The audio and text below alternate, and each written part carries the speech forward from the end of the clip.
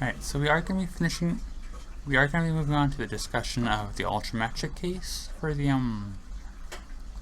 Hausdorff series today, but before we get that, there's one last topic in the real complex case we need, and that is the exponential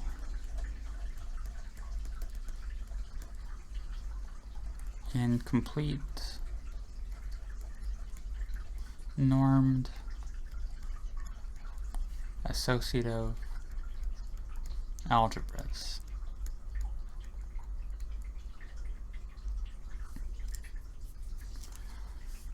So, let A be a complete normed unital associative algebra, which gives us the norm of x times y is less than or equal to the norm of x times the norm of y.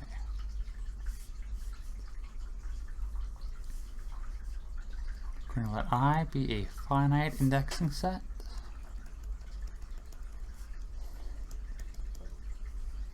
And we're going to give the vector space of formal power series with continuous components on A indexed by on AI with values in A.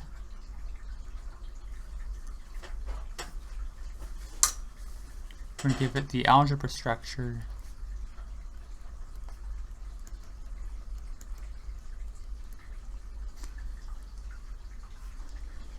from f times g equaling multiplication of f and g where a times a to a denotes our base multiplication.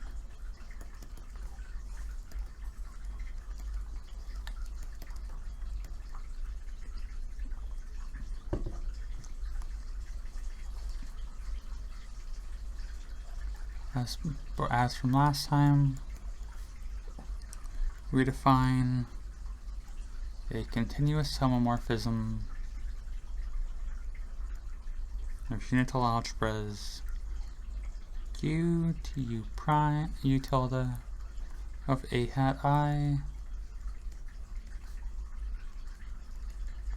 into p hat a to the I semicolon a mapping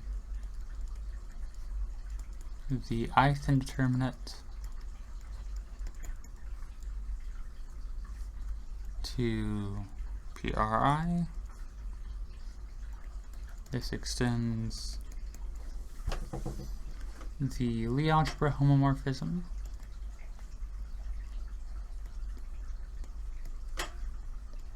of L hat I into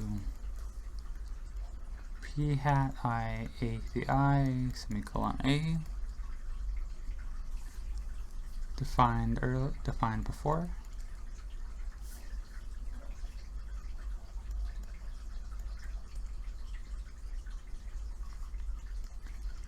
If we write u as the sum of UVs with each UV, with of course each UV being in each V being a subscript, each UV being an AVI, the V multigrade of I. Then the image of U under this map is splits over the sum.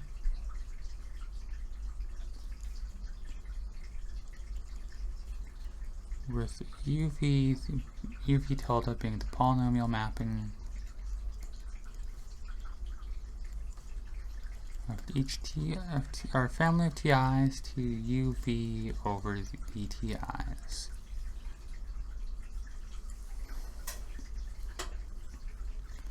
We're going to let U be a family of UJ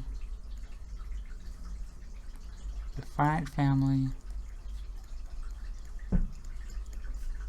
of elements of a hat I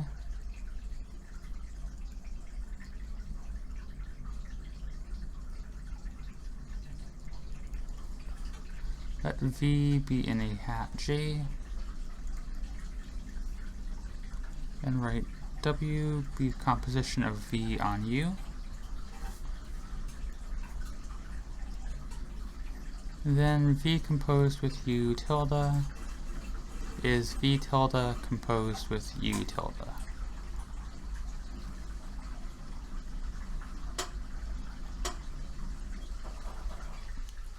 We got this from earlier, from our old continuity formula. Now we're going to take I to be just a single indeterminate U.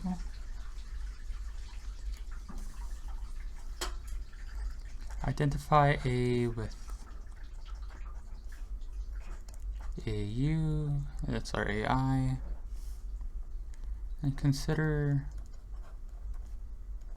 the images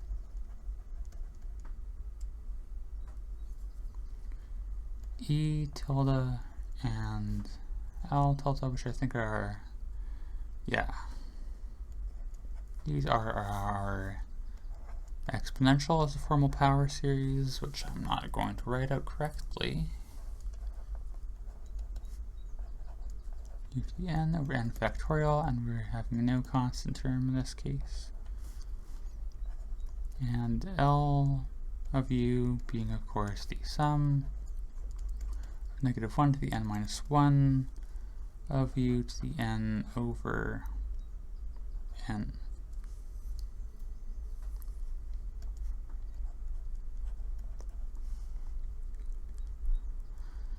Then the norm of U tilde to the n is less than 1 for the product of xi. The norm of the product is at most the product of the norms.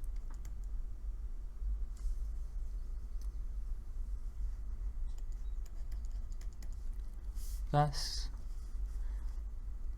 E tilde has a radius of absolute convergence of infinity,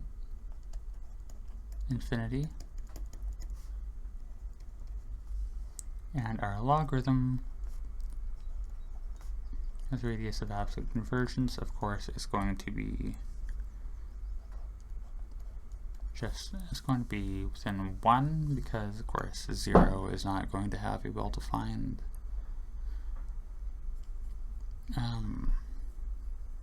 a logarithm, just because of how that works. So we're going to denote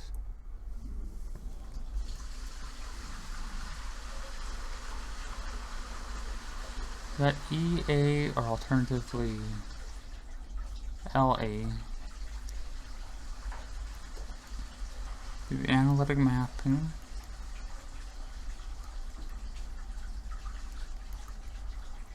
of A into A, alternatively B into A, where B is the open unit ball,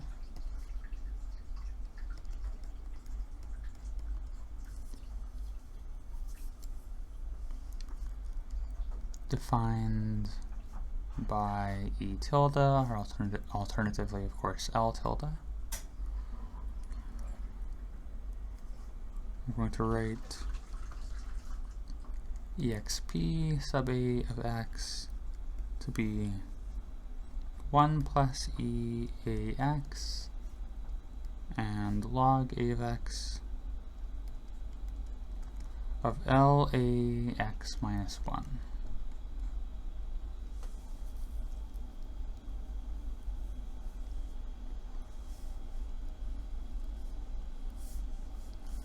Then we have, of course, that exp a of x is just the sum from 0 now to infinity of x to the n over n factorial.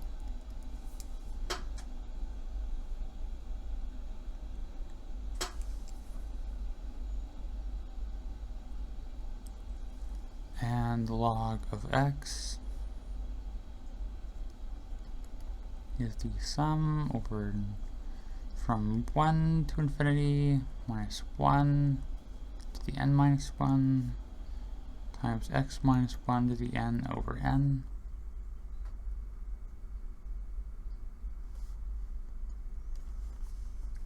Now, as e composed with L on u is equal to L composed with E on u is u, then E tilde composed with L tilde is L tilde composed with E tilde is the A identity. Therefore,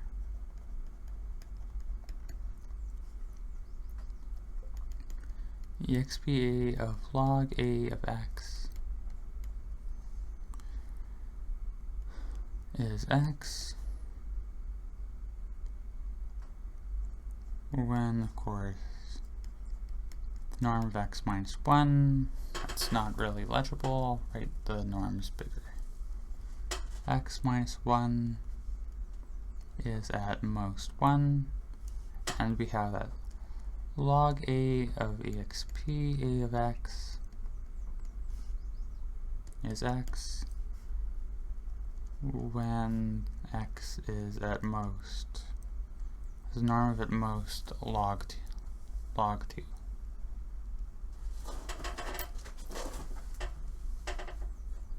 And this one is because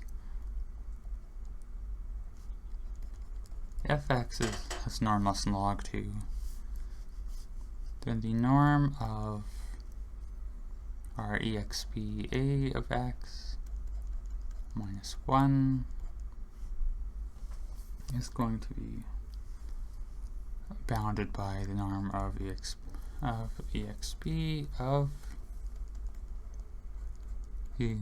of x minus 1, which is going to be less than 1. Now, consider as a complete normed Lie algebra. And then the bracket of it, norm of the bracket is, of course, we can write out the bracket explicitly in this context is xy minus yx, which is bounded by 2 times the norm of x times the norm of y.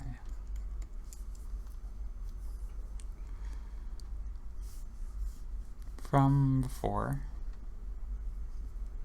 so you see that the domain of absolute convergence of the formal power series H tilde of the Hausdorff series here contains omega, which is the set of pairs xy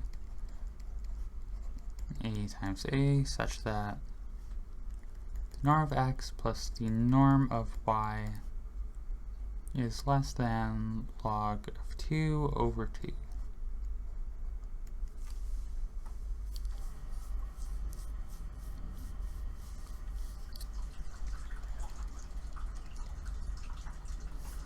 Hence H tilde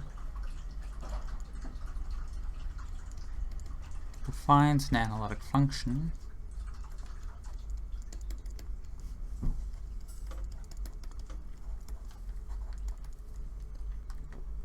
h from omega to a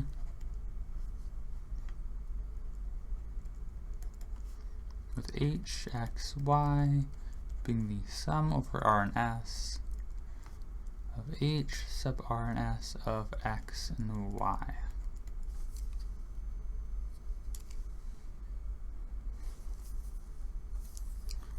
Now I have a proposition here.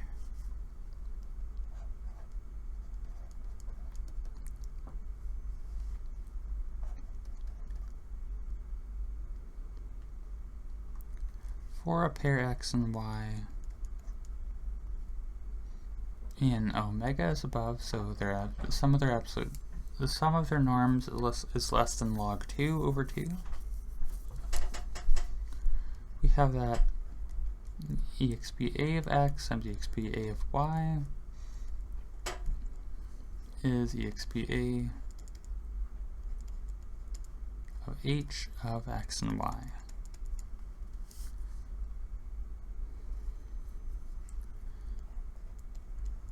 Proof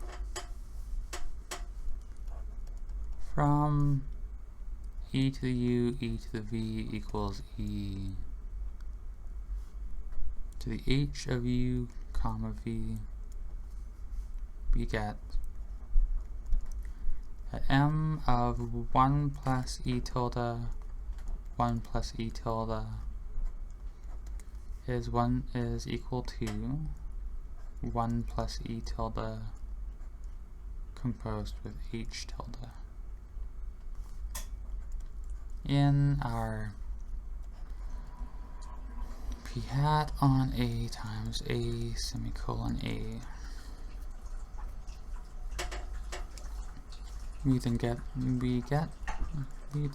our proposition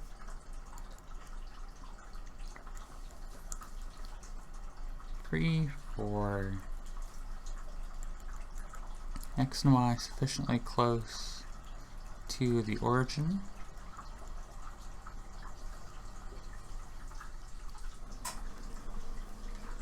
and the rest follows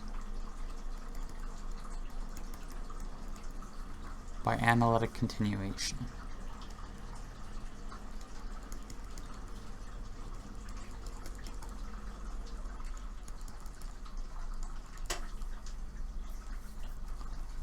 Alright, so that's our last sort of bit on the real complex case. So now we get to move on to the fun stuff. This convergence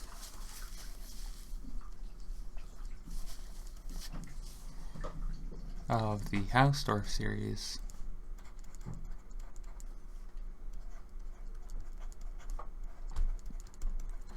in the ultrametric case.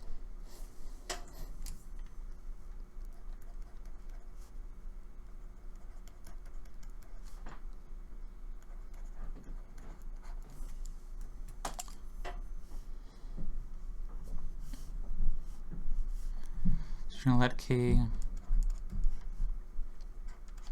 be a non-discrete, complete valued field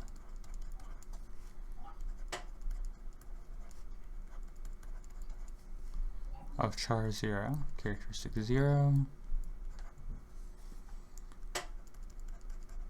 with an ultrametric absolute value.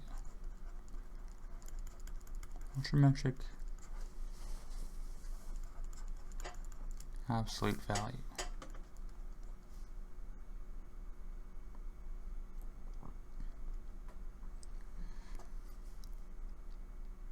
We let P be the characteristic of the residue field of K.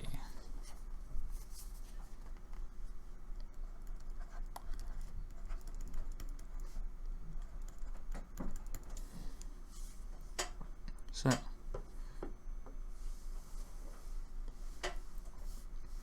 if P is non-zero, we can let A be the absolute value of P.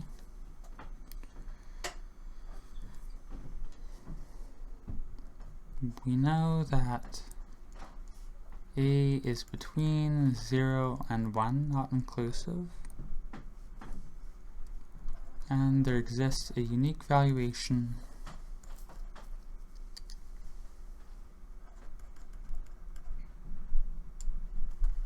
v on k with values in R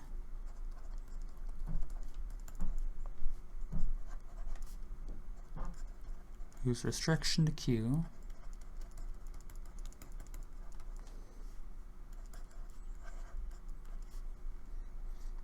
is the p-adic valuation.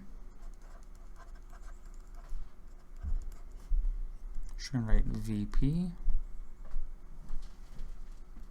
and such that the norm, the absolute value of x is equal to a to the v of x for all x and k.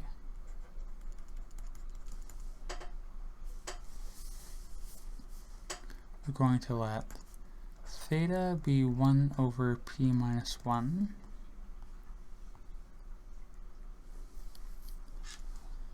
Now, if p is 0,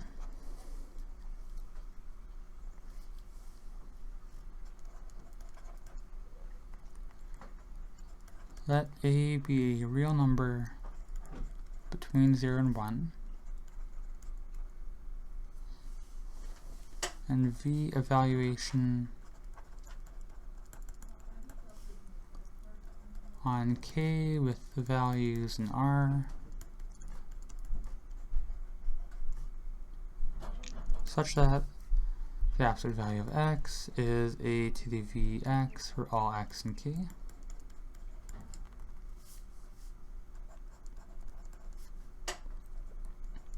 And v of x is 0 for x in the multiplicative group of Q.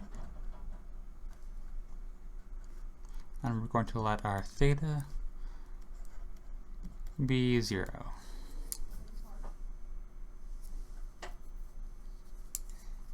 Alright, let's get into it here.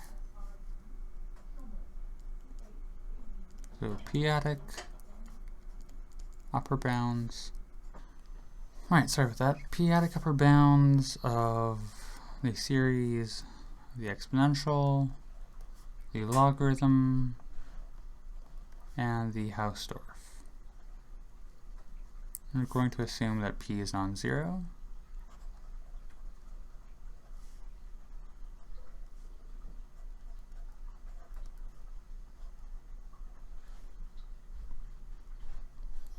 And we start off with a lemma.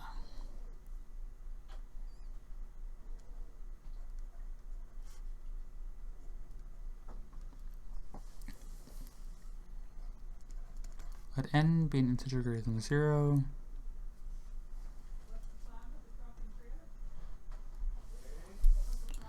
An integer, and we write it as the sum from 0 to k of n sub I p to the I, with, of course, ni between 0 and p minus I, going to be the p-adic expansion of n.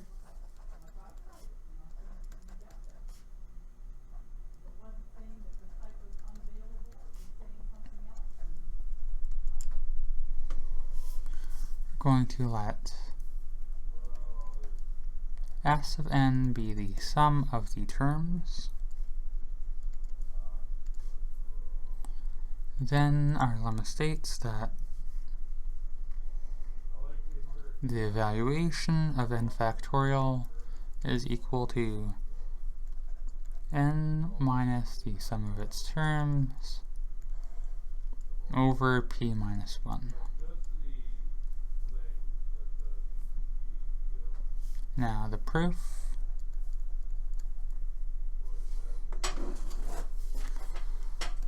that VP n factorial, VP of n factorial is equal to the sum from 1 to n of VPI and the number of integers number of integers I between 1 and n for which VP of I is at least j is equal to the integral part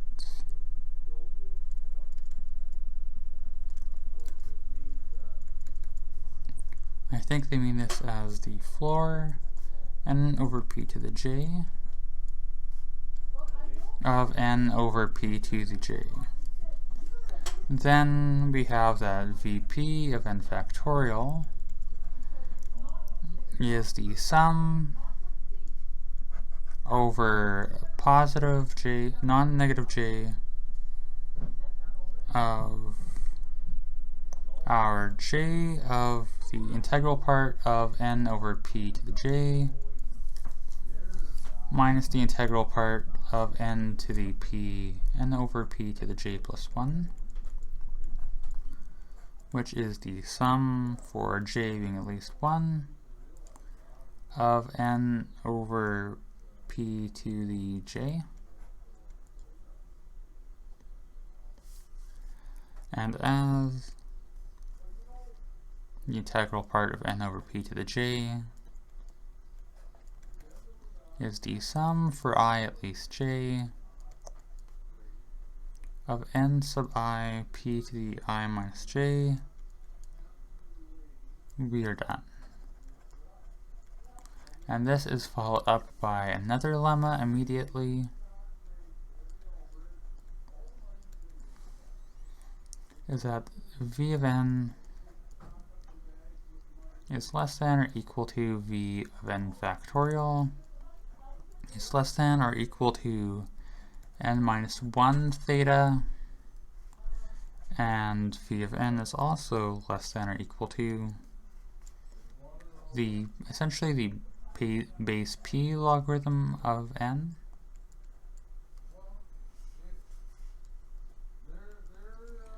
And the proof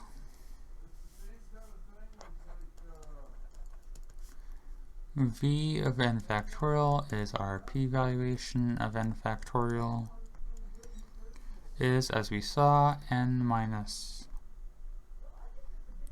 Sn times theta, which is from before less than or equal to n minus 1 theta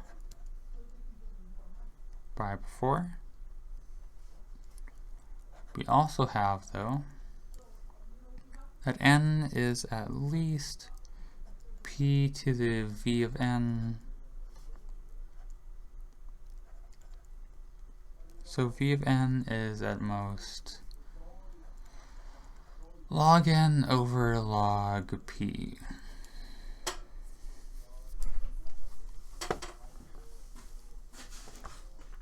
We're going to let I be the set of two elements, two indeterminates u and v, and we're going to let H be the sum for R and S non-negative of H sub R and S of U and V inside of the L hat rational of I, which is the Hausdorff, which is going to be the Hausdorff series.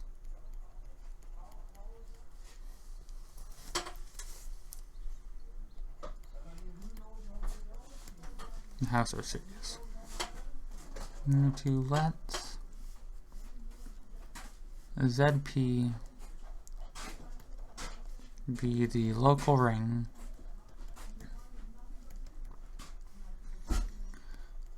of Z relative to the prime ideal of P, and we're going to let EB for B and B basis of the freely algebra ZP I over Z.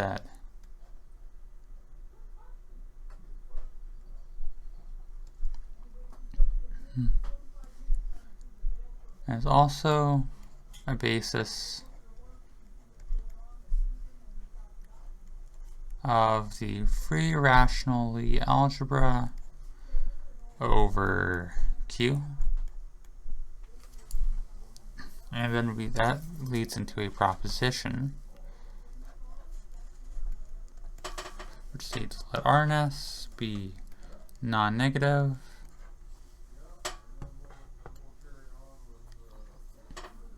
integers. If we can write HRS as the sum of lambda BEB for lambda B in Q,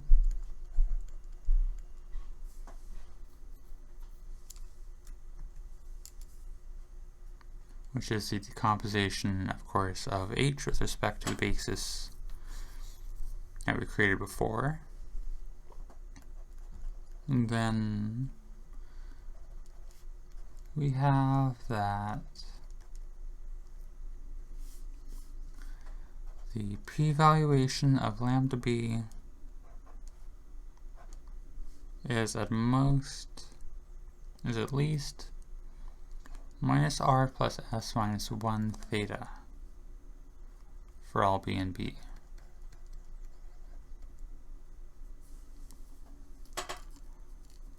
And the proof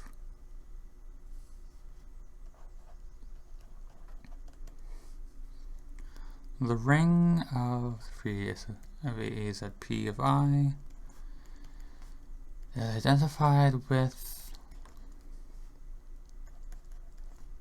the ZP submodule of a rational over I generated by the words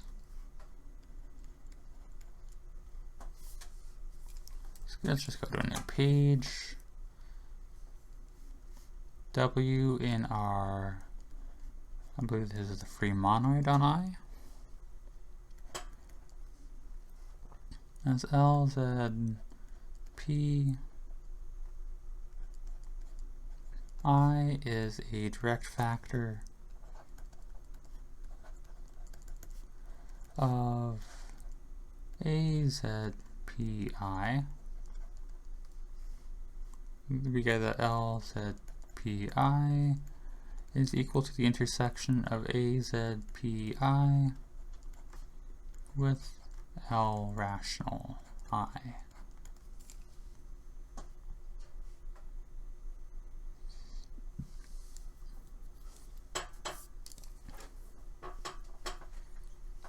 Going to let f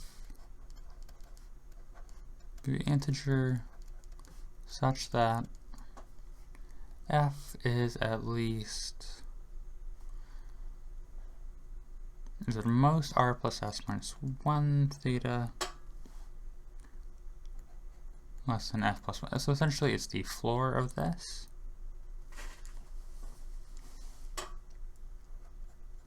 And then our relation, our previous relation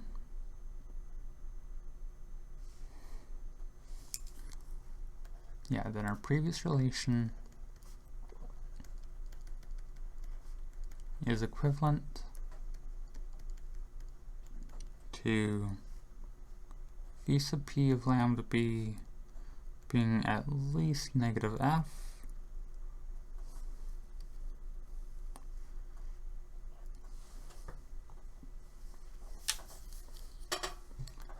that is h sub rs is within p to the negative f of L ZPI. But this is equivalent by the intersection we saw before to saying that h sub rs is within p to the negative f times a z p of I. It suffices to show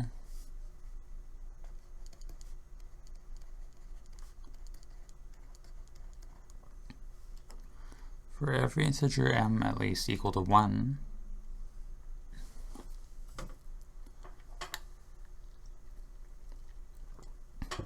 in families of m integers,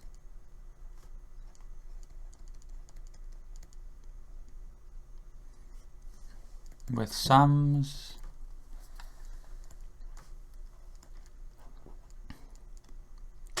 and the pairwise at least 1,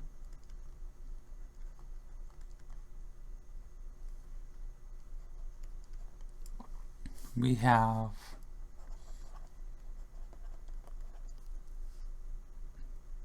and VP of m on R1 factorial through Rm factorial S1 factorial through Sm factorial is at most f. We then see from our previous lemma that Vp of Ri factorial Si factorial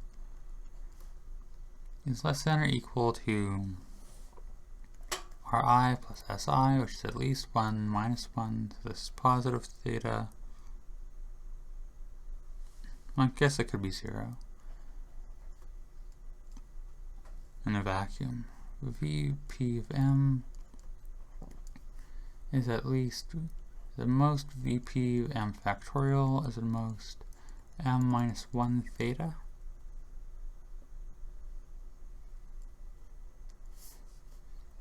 So this term here is bounded above by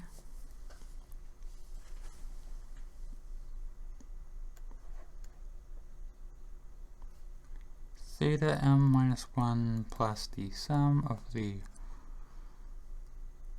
Ri plus Si minus 1, which we now see is going to be theta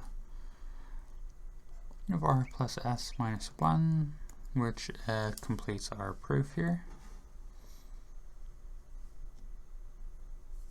And I know I said before I wanted to go, but we'll go one more section in this chapter. This is going to be a really short one on normed Lie algebras.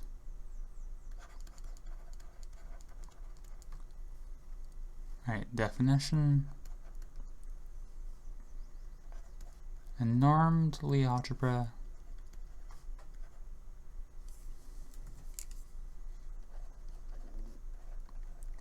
K is a Lie algebra with a norm, imagine that, such that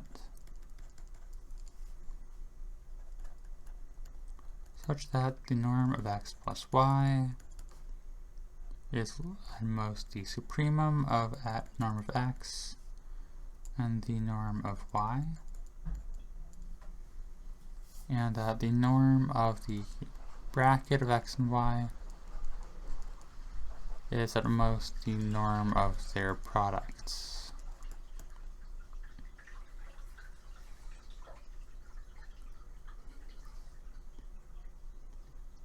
Let G be a complete normed Lie algebra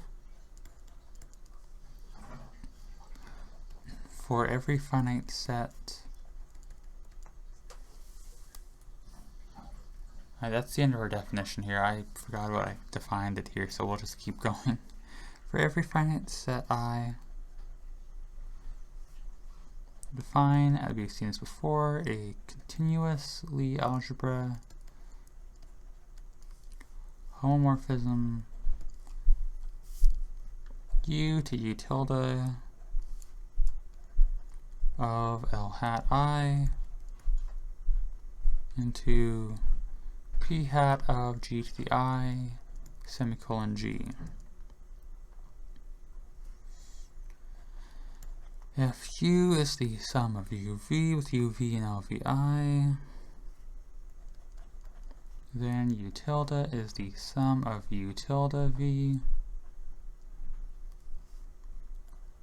with u tilde v being the polynomial mapping of our family of ti indexed by I to u sub v ti with composition as before. And that is the end of our second chapter. I'm considering cutting this one a little short because things are happening. Yeah. We're going to call it here. I mean, the recording got interrupted a little bit at one point, which is a bit of a shame. But hopefully I should be able to stitch it all together here in post. Yeah. Thanks for watching, I guess. I don't know if I need to say that at the end of every video, but I will.